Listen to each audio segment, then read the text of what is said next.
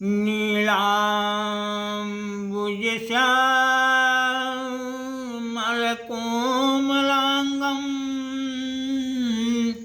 सीतासमारोपितवामभागं पाणौ महासायकचारुचापं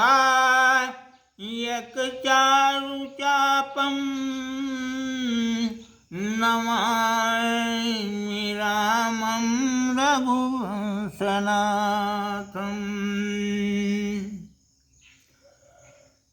आज भक्तगण कौतुकी पवन पुत्र की रुचिर कथा सुनेंगे। श्री राम जी शयन कक्ष में दुग्ध धवल सेज पर आराम कर रहे थे। दाएं चरण कमल को सीता जी और बाएं चरण कमल को पवन सुत पलोट रहे थे, दबा रहे थे। दावत चरण सरोज सतत जुग जाम शिरानी, पवन कुमार हेरी कहु जननी यश बानी। हनुमान अब यहाँ से जाओ, रात ज़्यादा बीत गई है। रात्रि में प्रभु के साथ रहने का अधिकार किसी को नहीं है। इस पर हनुमान जी बोले, मैया यदि ऐसा है तो आप क्यों रहती हैं? तुम्हें तो सब महाज्ञानी कहते हैं, लेकिन ऐसा लगता है कि तू महाअज्ञानी है। देख मेरे मांग में भरा हुआ सिंदूर, जो प्रभु के संग रहने का अधिकार देता है। सुनियस जननी बैन पवन सुत बाहर भयऊ, होत प्रात पंसारी भवनो महा आतुर गयऊ। बोले पंसारी से, मुझे शेर भर सिंदूर और तेल दे दो। हनुमान जी तेल में सिंदूर को फेंट कर पूरे अपने शरीर में सिंदूर का लेप कर लिए और इस तरह वेश बनाकर दूसरे दिन दरबार में राम जी के प्रस्तुत हुए। उनके इस वेशभूषा को देखकर सब लोग हंसने लगे।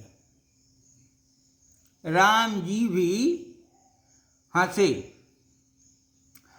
और बोले, मारुति परम विचित्र वेश लखी सब दरबारी, एक दूसरे हेरी हंसें दे दे सब तारी।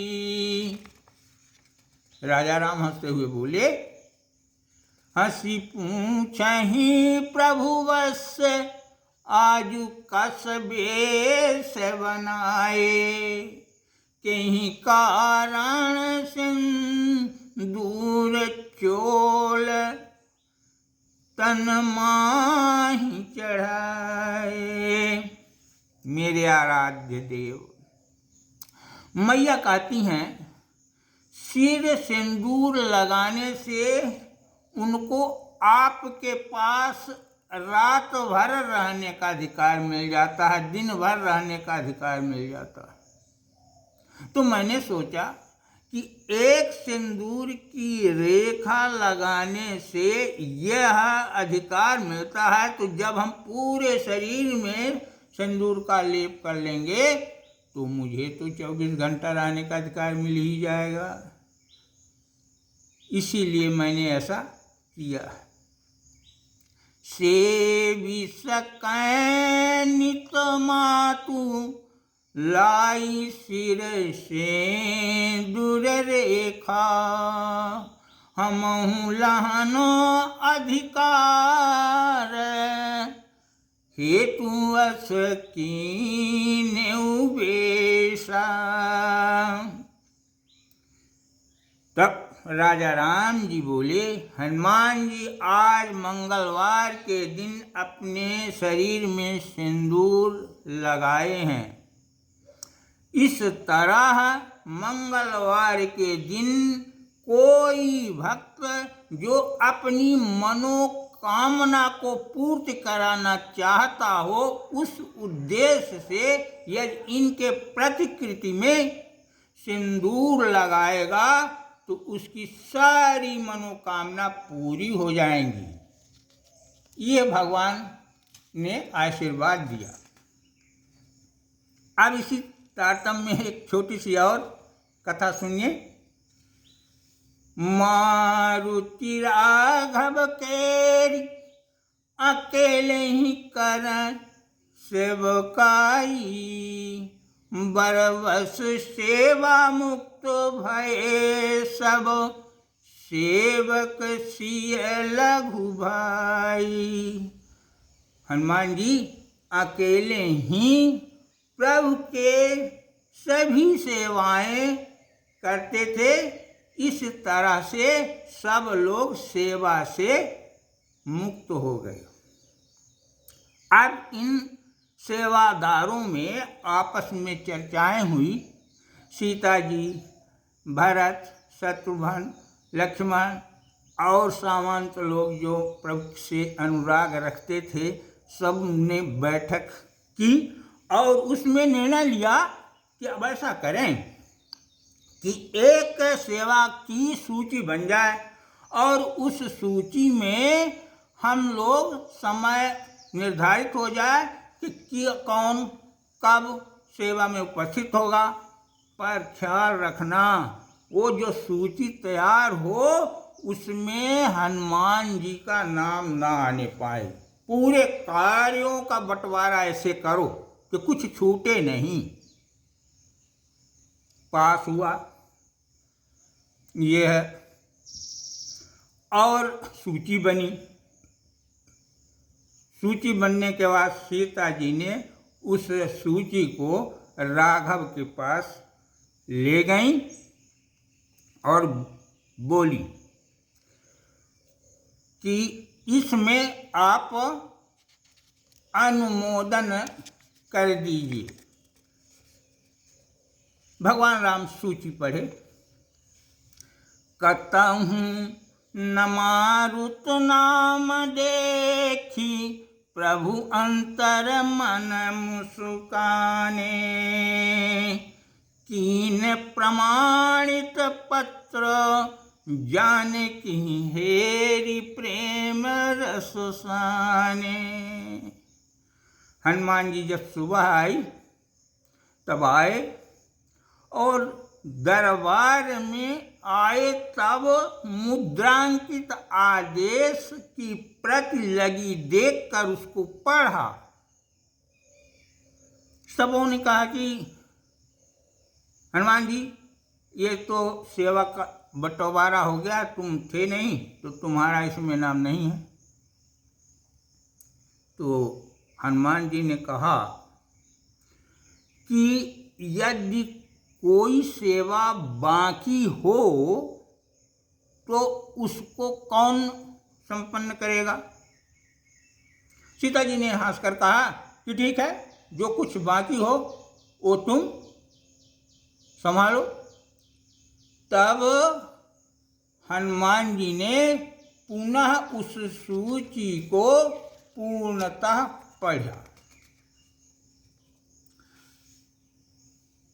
और फिर सीता जी से बोले, कहेउ प्रभंजन पूत कृपालहि, जब आबै जौहाई, मातु बताबहु दास काहीं तब चुटकी कौन बजाई। मातु बतावहु दास काहीं तब चुटकी कौन बजाई। सीता मैया बोली, भले वत्स हनुमान मिली, यह प्रभु सेवा सुखदाई। कहीं हैं चुटकी दास आजुते तुम्हि लोग समुदाय।